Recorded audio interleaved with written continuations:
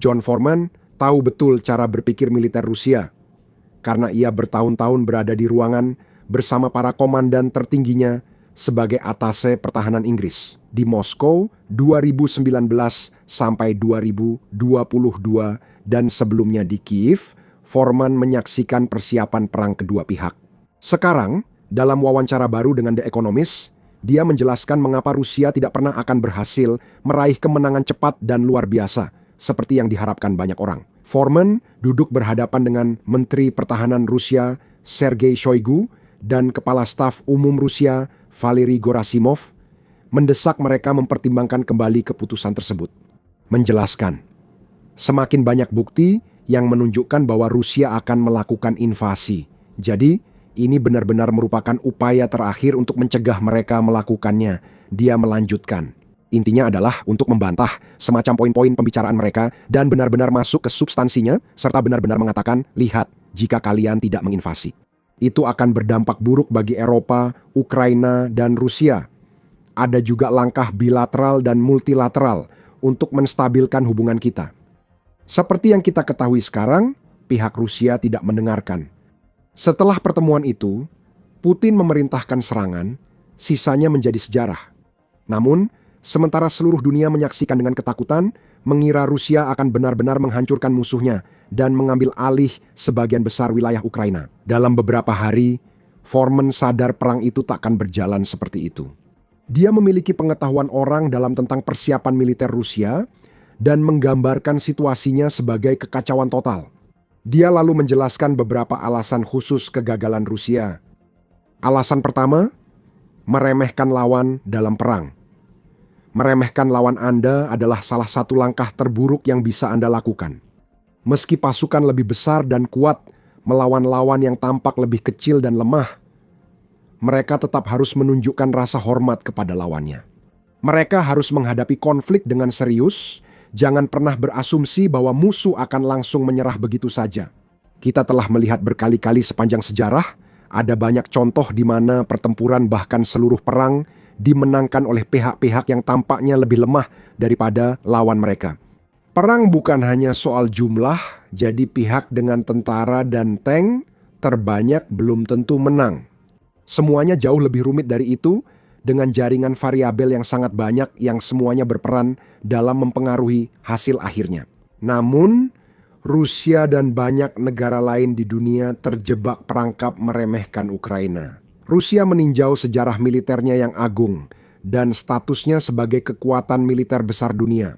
Rusia memandang Ukraina sebagai negara yang lebih miskin, lebih lemah, dan jauh lebih kecil. Rusia sekitar 28 kali lebih besar dari Ukraina. Rusia tidak menganggap Ukraina sebagai ancaman besar dan meragukan Kiev dapat membangun pertahanan yang mencegah Rusia mencapai tujuannya. Rusia tidak pernah membayangkan atau memikirkan bagaimana militer Ukraina serta masyarakat umum Ukraina akan bangkit dan membela tanah mereka. Dengan tekad, perlawanan, dan penolakan terhadap kekuasaan Rusia yang luar biasa, banyak pengamat dunia merasakan hal serupa. Meski banyak yang memperkirakan perang akan lebih berdarah dan lama dibanding dugaan pejabat Kremlin, saat itu umumnya diyakini Rusia pada akhirnya akan menang karena Ukraina tidak diperlengkapi menghadapi ancaman Rusia. Dengan meremehkan Ukraina, Rusia juga meremehkan sekutunya. Ketika perang dimulai, Putin memperingatkan, negara manapun yang campur tangan akan menghadapi konsekuensi belum pernah terlihat sebelumnya. Mungkin dia pikir ini sudah cukup untuk mencegah Barat bantu Ukraina, tapi ternyata tidak. Sebaliknya, dunia Barat dan juga negara-negara dari wilayah lain justru bersatu mendukung Ukraina, memberikan bantuan keuangan, kemanusiaan, dan militer dalam jumlah besar untuk membantu negara itu membela diri dan melawan agresornya. Ukraina terbukti jauh lebih sulit untuk ditaklukkan daripada yang pernah diperkirakan oleh Putin atau pejabat Rusia lainnya. Alasan kedua, terlalu membanggakan diri. Rusia tidak hanya melakukan kesalahan dengan meremehkan Ukraina, tetapi juga memperparah kesalahannya dengan melebih-lebihkan kemampuannya sendiri. Tidak diragukan lagi bahwa Rusia adalah kekuatan militer yang sangat besar. Rusia konsisten berada di 3 besar kekuatan militer dunia di bawah Amerika Serikat, namun sejajar atau di atas Tiongkok. Sepanjang sejarah, Rusia ditakuti karena jumlah tank dan kendaraan lapis bajanya yang besar, sistem artileri melimpah, pasukan tak terbatas, serta kekuatan angkatan laut dan udaranya. Rusia juga membanggakan diri memiliki persenjataan nuklir terbesar, dengan hampir 5.500 hulu ledak secara keseluruhan. Jumlah ini sedikit lebih banyak daripada Amerika Serikat dan jauh lebih banyak dibandingkan semua negara berkekuatan nuklir lainnya jika digabungkan.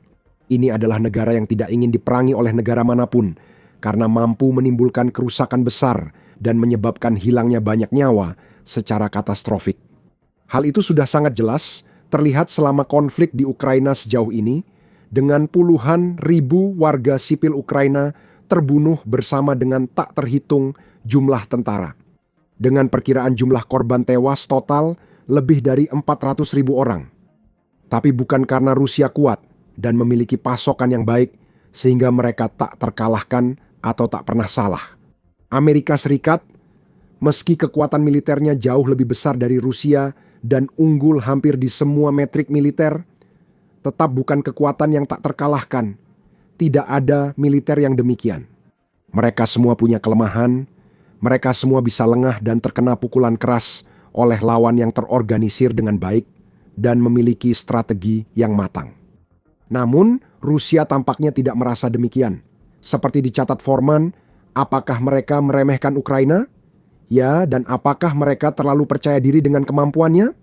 Rusia memasuki perang ini dengan keyakinan sudah menang, merasa unggul dalam jumlah pasukan, perlengkapan, dan bidang lain, sehingga yakin tak mungkin dikalahkan.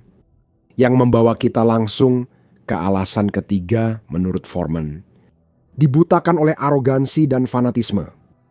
Salah satu alasan kepercayaan berlebihan Rusia pada kemampuannya sendiri adalah arogansi.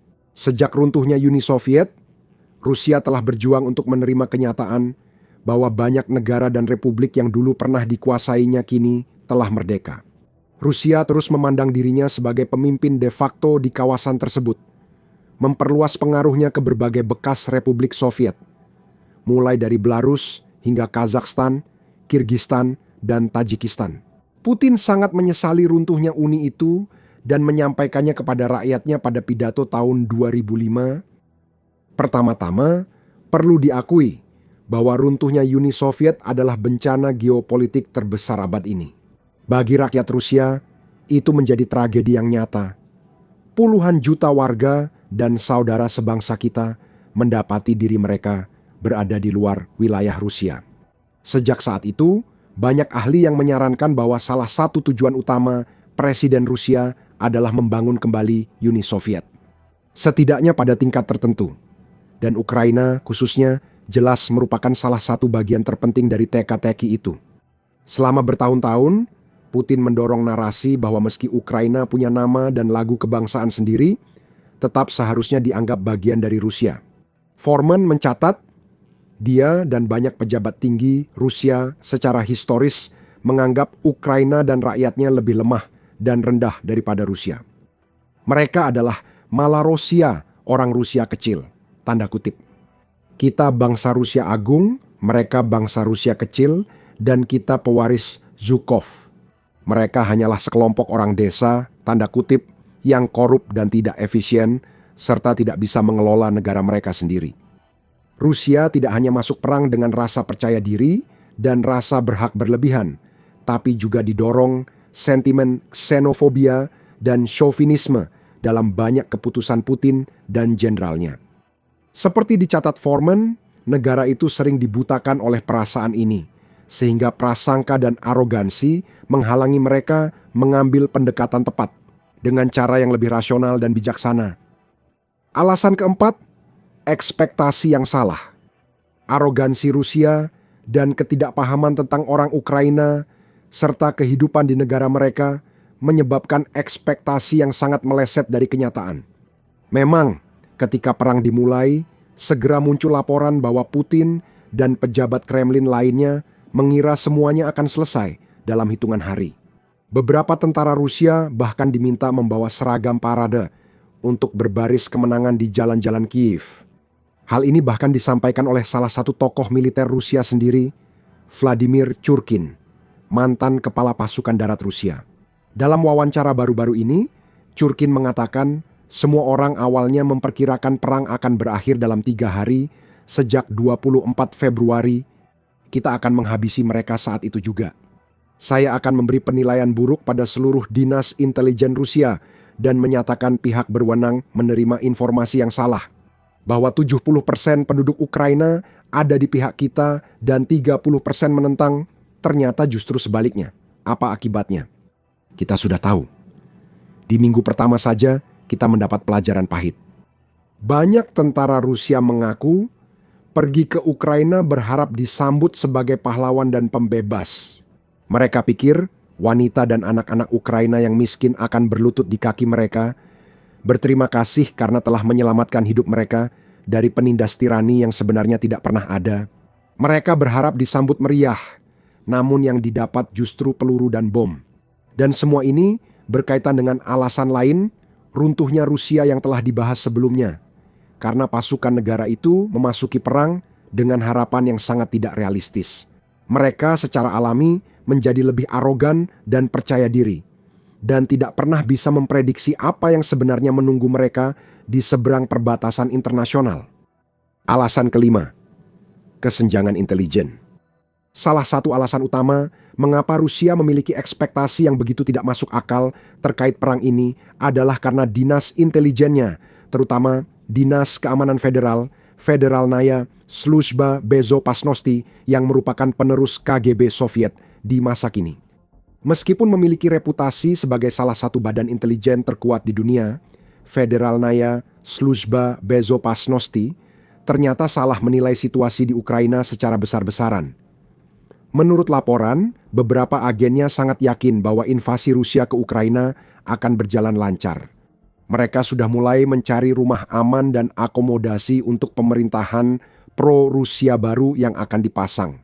Seperti kata Forman, kami telah melakukan semua ini, lalu negara akan runtuh, pemimpinnya melarikan diri, kami mengepung tentara Donbas, memaksa mereka menyerah, membawa pemimpin boneka seperti Lukashenko, menyingkirkan intelektual Ukraina dan penghalang, lalu melanjutkan langkah berikutnya. Singkatnya, pejabat intelijen Rusia berpikir 10 langkah ke depan. Mereka menganggap rencana mereka sempurna, bahwa semuanya sudah siap untuk operasi yang tanpa celah. Semua ini hanya masalah waktu hingga Rusia kecil bersatu lagi dengan saudara besarnya. Dan meskipun beberapa agen Federalnaya Sluzhba Bezopasnosti pasti memiliki keraguan atau kekhawatiran tertentu tentang operasi tersebut, Forman mencatat bahwa ada juga masalah di mana intelijen negatif tidak diteruskan ke rantai komando. Ada masalah dalam persiapan intelijen, terutama dinas intelijen yang menyampaikan informasi ke atas yang ingin didengar oleh Putin.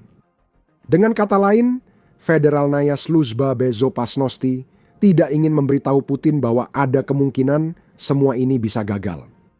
Mereka tidak ingin menyarankan bahwa mungkin orang-orang Ukraina tidak akan semua menari dan bersorak di jalanan ketika para pembebas mereka datang. Mereka justru memberitahu atasan persis apa yang ingin didengar. Kemungkinan besar, inilah alasan utama Putin tetap melanjutkan dan mengizinkan invasi tersebut. Apapun intelijen yang diterima, dia tetap akan melakukannya. Tapi mungkin dia akan menunjukkan lebih banyak kehati-hatian atau meluangkan lebih banyak waktu untuk merencanakan dan mempersiapkan operasi militer khususnya. Jika dia diberikan semua fakta yang diperlukan, alasan keenam adalah eksekusi yang buruk. Bahkan dengan semua masalah yang telah disebutkan sebelumnya, Rusia mungkin masih bisa menikmati kemenangan yang cepat dan menyeluruh di Ukraina jika mereka memasuki negara itu dengan rencana taktis yang cerdas dan mengeksekusinya dengan baik. Tapi itu juga tidak terjadi.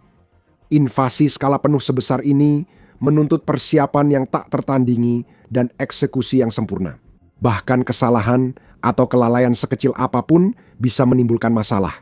Dan Rusia membuat lebih dari satu kesalahan saat mempersiapkan pasukannya dan melancarkan serangan awal.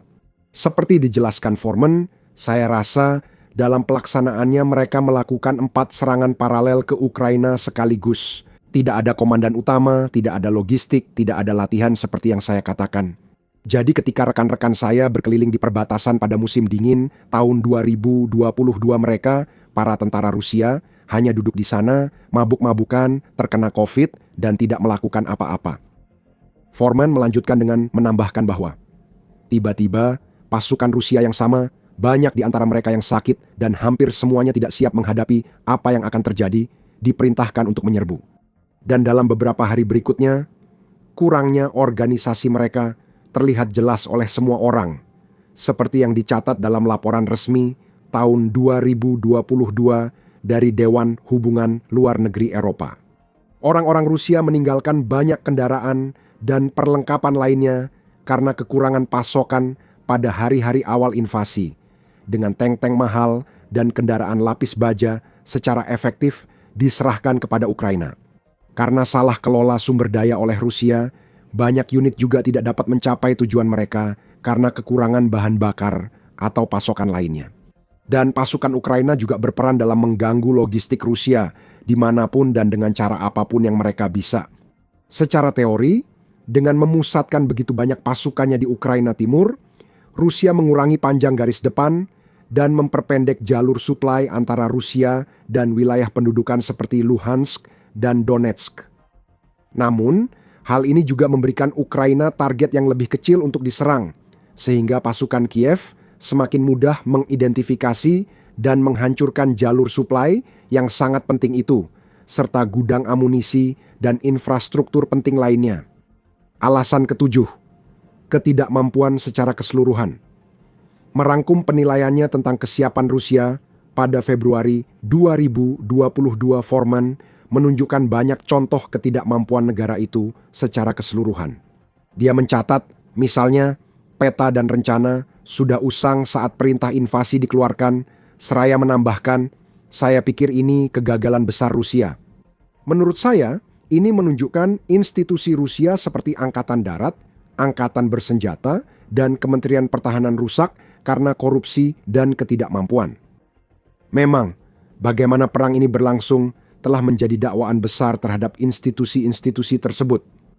Sementara dulu tentara Rusia memiliki reputasi yang mengesankan dan menakutkan, terkenal di seluruh dunia karena kekuatan dan ketangguhannya yang hampir tak tertandingi, penampilannya di Ukraina justru menjadi kekecewaan besar.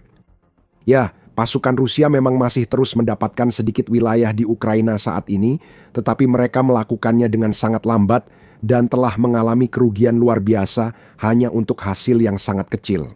Sebuah laporan terbaru dari Kementerian Pertahanan Inggris mengungkapkan, Rusia kemungkinan telah mengalami sekitar 1.140.000 korban tewas dan terluka sejak melancarkan invasi skala penuh ke Ukraina pada tahun 2022, termasuk sekitar 353.000 korban dalam konflik sejauh ini.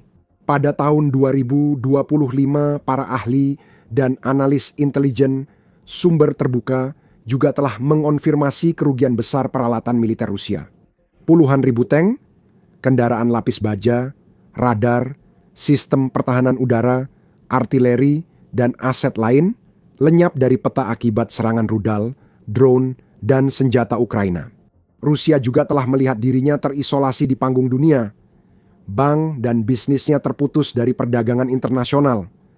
Rakyatnya dilarang memasuki berbagai negara, serta hubungan dan reputasinya hancur untuk generasi-generasi mendatang. Ekonominya juga dengan cepat terjerumus ke dalam kekacauan yang semakin dalam, dengan penjualan minyak anjlok dan ekspor mencapai titik terendah dalam sejarah. Dan semakin sedikit pihak yang tertarik untuk melakukan bisnis apapun dengan Moskwa. Setiap hari, Rusia membayar harga lebih mahal akibat kecerobohan, arogansi, dan ketidakmampuan pemimpinnya. Dan semua ini mungkin bisa dihindari jika saja para pemimpin yang sama itu mau mendengarkan suara-suara akal sehat. Pada pertemuan dengan John Foreman dan pejabat militer Inggris pada 2022 sebelum semuanya dimulai. Kini, Anda dapat mengetahui lebih banyak tentang bagaimana Jenderal Rusia Vladimir Churkin membelot dan mengkritik ketidakmampuan Kremlin. Dalam video ini, yang membahas beberapa pernyataannya yang paling mengejutkan. Atau, untuk melihat lebih dalam tentang betapa borosnya perang Ukraina, tonton video ini yang membandingkan kerugian luar biasa Rusia dengan sedikit keuntungan yang berhasil diraih pasukannya di lapangan. Dan terakhir, untuk berita militer terbaru, wawasan, dan analisis lainnya, berlanggananlah ke saluran kami hari ini.